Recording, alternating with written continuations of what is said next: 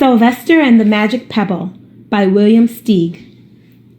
Sylvester Duncan lived with his mother and father at Acorn Road in Oaksdale. One of his hobbies was collecting pebbles of unusual shape and color. On a rainy Saturday during vacation, he found a quite extraordinary one. It was flaming red, shiny, and perfectly round like a marble. As he was studying this remarkable pebble, he began to shiver, probably from excitement, and the rain felt cold on his back. "I wish it would stop raining," he said. To his great surprise, the rain stopped. It didn't stop gradually as rains usually do. It ceased. The drops vanished on the way down. The clouds disappeared. Everything was dry, and the sun was shining as if rain had never existed. In all his young life, Sylvester had never had a wish gratified so quickly. It struck him that magic must be at work, and he guessed that the magic must be in the remarkable-looking red pebble, where indeed it was. To make a test, he put the pebble on the ground and said, I wish it would rain again." Nothing happened. But when he said the same thing, holding the pebble in his hoof, the sky turned black. There was lightning and a clap of thunder, and the rain came shooting down. "What a lucky day this is," thought Sylvester. "From now on, I can have anything I want. My father and mother can have anything they want. My relatives, my friends, and anybody at all can have everything anybody wants." He wished the sunshine back in the sky, and he wished a wart on his left hind fedlock would disappear, and it did. And he started home, eager to amaze his father and mother with his magic pebble. He could hardly wait to see their faces. Maybe they wouldn't even believe him at first. As he was crossing Strawberry Hill, thinking of some of the many, many things he could wish for, he was startled to see a mean, hungry lion looking right at him from behind some tall grass. He was frightened. If he hadn't been so frightened, he could have made the lion disappear, or he could have wished himself safe at home with his father and mother. He could have wished the lion would turn into a butterfly or a daisy or a gnat. He could have wished many things, but he panicked, and he couldn't think carefully. "I wish I were a rock," he said, and he became a rock. The lion came bounding over, sniffed the rock 100 times, walked around and around it, and went away, confused, perplexed, puzzled, and bewildered. "I saw that little donkey as clear as day. Maybe I'm going crazy," he muttered. And there was Sylvester, a rock on Strawberry Hill, with the magic pebble lying right beside him on the ground, and he was unable to pick it up.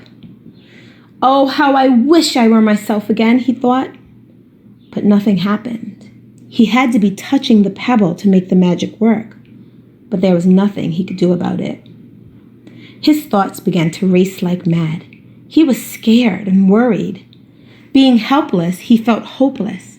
He imagined all the possibilities, and eventually he realized that his only chance of becoming himself again was for someone to find the red pebble and to wish that the rock next to it would be a donkey. Someone would surely find the red pebble. It was so bright and shiny. But what on earth would make them wish that a rock were a donkey? The chance was one in a billion at best. Sylvester fell asleep. What else could he do? Night came with many stars.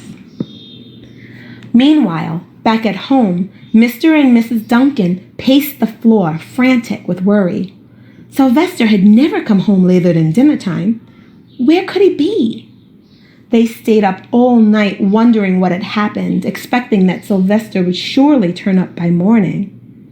But he didn't, of course. Miss Duncan cried a lot, and Mr. Duncan did his best to soothe her. Both longed to have their dear son with them.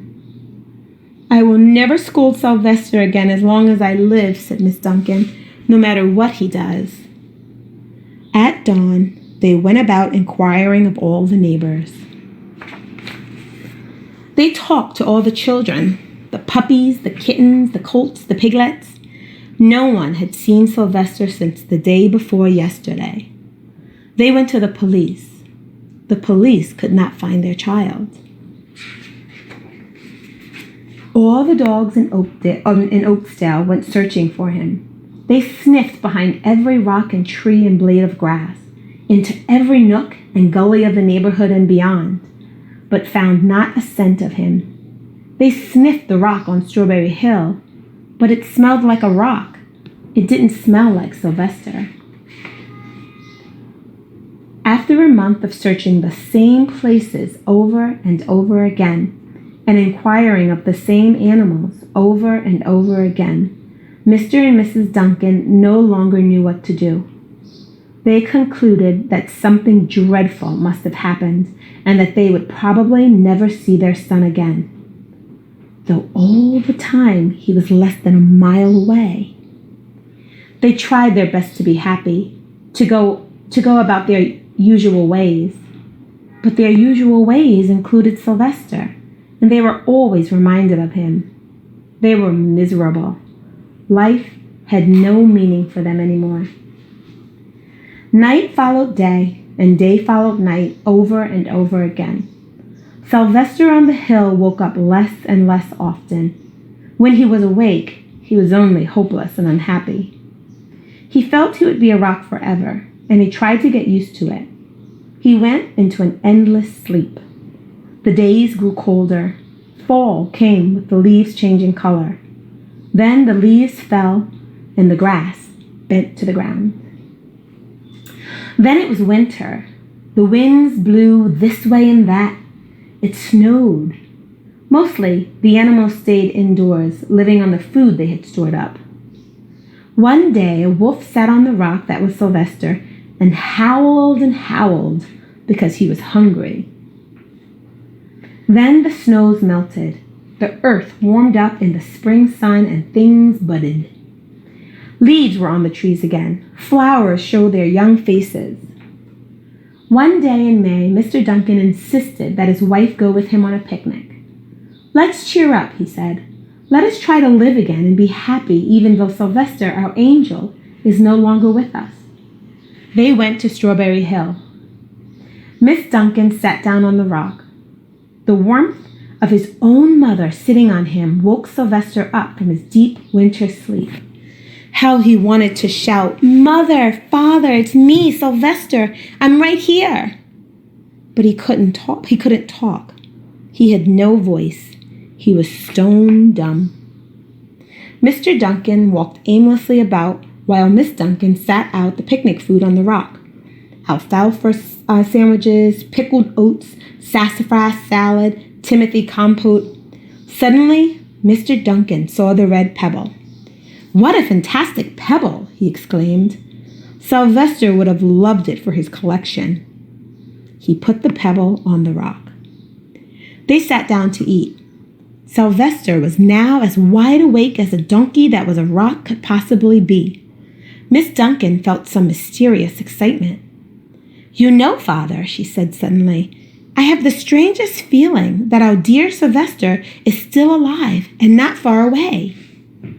I am, Sylvester wanted to shout, but he couldn't. If only he had realized that the pebble resting on his back was the magic pebble. "Oh, how I wish he were here with us on this lovely May day," said Miss Duncan. Mr. Duncan looked sadly at the ground. "Don't you wish it too, Father?" she said. He looked at her as if to say, "How can you ask such a question?"